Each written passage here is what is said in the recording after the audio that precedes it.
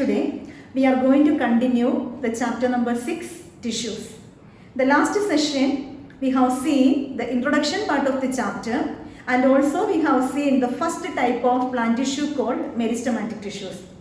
And very clearly I explained the important features of meristematic tissues. Hope all of you watched the video and understood the question. Today we will see the second type of plant tissues called permanent tissues. So, permanent tissues are also called differentiated tissues. Have you ever heard this word differentiation? Differentiation is a process by which newly formed cells attains permanent nature. In the last class, I told you that meristematic tissues or meristematic cells are responsible for the growth and development of plant body. So the newly formed cells from meristematic tissues are exactly like meristematic tissues. And after the formation of the new cells from meristematic tissues, these meristematic tissues undergoes certain type of changes and finally it attains permanent nature. Permanent nature means it attains permanent shape, permanent structure, and also function also will become permanent. So that is why the permanent tissues are called differentiated tissues. So in plant body, permanent tissues are classified into two, like simple permanent tissues and complex permanent tissues. The main difference between simple permanent tissues and complex permanent tissue is that simple permanent tissue is made up of similar type of cells, but complex permanent tissues are made up of different type of cells that we will see in detail. In your textbook, 3 different types of simple permanent tissues are mentioned, like parenchyma, collenchyma and sclerenchyma. First we will see what are the important features of parenchyma tissues. Parenchyma tissues are living in nature. Its main function is storage. So it is living in nature and its main function is storage. 2 different types of modified parenchyma is also mentioned in your textbook, like aerenchyma and chlorenchyma. Aerenchyma, it is a type of parenchyma in which in between the 2 adjacent cells a large air space is present. Okay, so such type of tissues are present in water plants. Because of this aerenchyma present inside the water plants can able to float on the surface of the water. That means aerenchyma, it provides buoyancy. What is buoyancy? The ability to float on the water surface, okay, to the aquatic plants. So that is the first type of parenchyma. And the second one, chlorenchyma. You know that what is chlorenchyma? Chlorenchyma, parenchyma cell, it contains chlorophyll. You know the function also.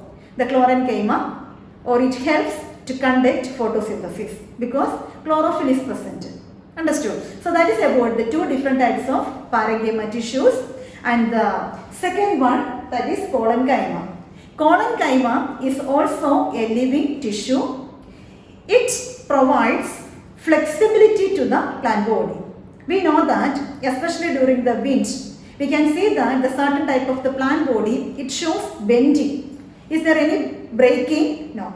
That means that is because of collenchyma tissues. Collenchyma tissues, it provides flexibility to the plant body, and the most important feature of the collenchyma is that the corners of the collenchyma tissues are thickened. There is no chemical substances are present inside, only the chemical substances are present in the corners of the cells. Okay, so this is about the first 2 type of tissues, and the third one, that is sclerenchyma. Sclerenchyma is a dead tissue. A very common example for sclerenchyma is the husk of coconut or the fiber of coconut. It is a dead tissue. It is made up of sclerenchyma, and the sclerenchyma tissue, why it is dead in nature? That is because of certain type of chemical substances are deposited inside the tissue. The name of the chemical substance is lignin. Okay, So this is about the 3 different types of simple permanent tissue.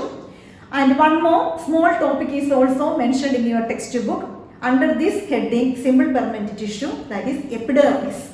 Epidermis is the outermost layer of the plant body. Okay, each and every part of the plant body, whether it is stem, leaf, root, whatever it is, the outermost layer of the plant body is made up of a layer of cells called the epidermis. Okay, it has got certain type of changes are there that depends on the type of the plant body. For example, in the case of the root, the epidermis, it has got small projections or hairs are there. It is called the epidermal hairs or root hairs. So these root hairs, it increases the surface area for the absorption of water and minerals from the soil. So that is about the first type of epidermal cells in roots.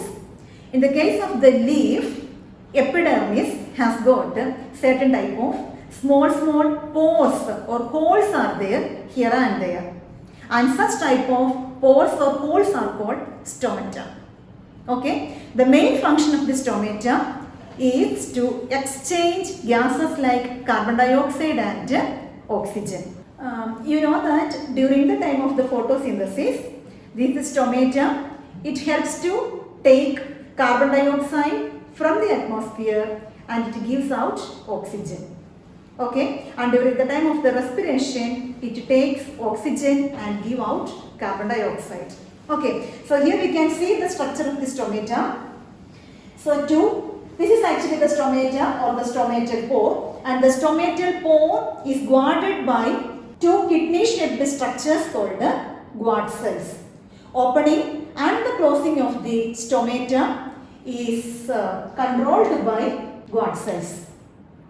Okay, so this is about the structure of the stomata, and it is present in both leaf epidermis and also the epidermis of the tender stems. Okay, then if the plants are growing in normal condition, epidermis is a single layered structure. If the plants are growing in desert condition, we know that in desert the temperature is somewhat high. That means the rate of transpiration is also somewhat high in desert area. So in order to prevent or in order to check the rate of transpiration in desert area, epidermis is a multi-layered structure. Okay, along with this multi-layered epidermis, a waxy coating is also there. All these modifications helps to check the transpiration rate. Understood? Then one more important point related to this epidermis is that epidermis is actually it is a parenchyma tissue, but it has got specific feature.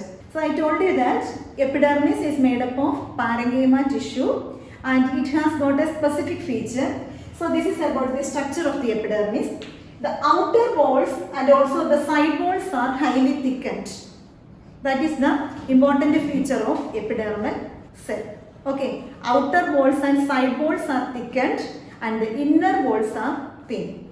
Okay, so this is about the structure of the epidermis. When the plant grows older, what happens to the epidermis? The epidermal tissues are replaced by another layer of dead tissue called cork cells.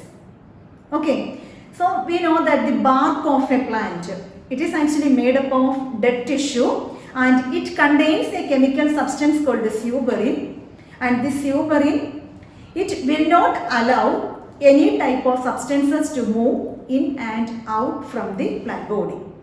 Okay, so this is about the first type of permanent tissue called the simple permanent tissue. Next we will see complex permanent tissue. I told you in the introduction part, complex permanent tissues are made up of different type of cells. Different type of cells means different in its shape, okay, and also the structure is also entirely different. But it performs, means together, and it works together to perform a specific function. In plant body, two different types of complex permanent tissues are present, that is xylem and phloem. Xylem and phloem is present inside the plant body in a bundle-like structure, and that bundle is called vascular bundle. So what are the two important components of vascular bundle? That is xylem and phloem. The important difference between xylem and phloem is that xylem, it helps to conduct water and minerals from the root to the different part of the plant body in an upward manner. Okay, in an upward manner. But phloem, it helps to translocate. Translocate means changing the location. Means it helps to translocate food from leaf to different part of the plant body. For example, in the case of the tapioca, we know that the storage part of the tapioca is root. From the leaf, the food has to reach the root for storage.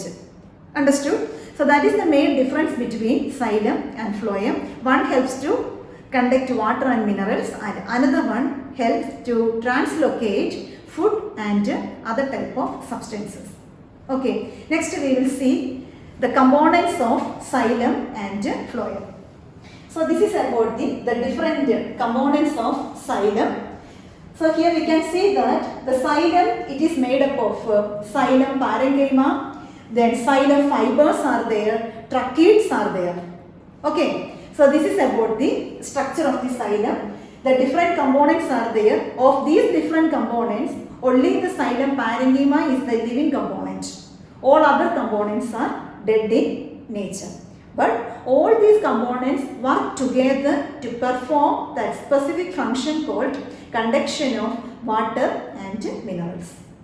Regarding the structure of the phloem, phloem is also composed of phloem parenchyma is there, then seed plate, Campanian cells, phloem fibers, etc. Of this, phloem fiber is the only dead component. All other components are living in nature. And all these components work together to perform that specific function called the translocation of food from the leaf to the different parts of the plant body. Okay, so this is about the complex permanent tissue. So this is about the today's portion. So what are the important points we learned today? So we have seen that tissue is a group of cells similar in structure and function. And plant tissues are of two different types, like meristematic tissues and permanent tissue. So permanent tissues are divided again into two different categories, like simple permanent tissue and complex permanent tissue. Simple permanent tissues are made up of similar type of cells, and complex permanent tissues are made up of different type of cells. Hope all of you understood this portion, and you have to find out the answer of these questions mentioned on the screen. Differentiate between simple and complex permanent tissue with example. If you have any doubt, just take your textbook and read it properly. Okay.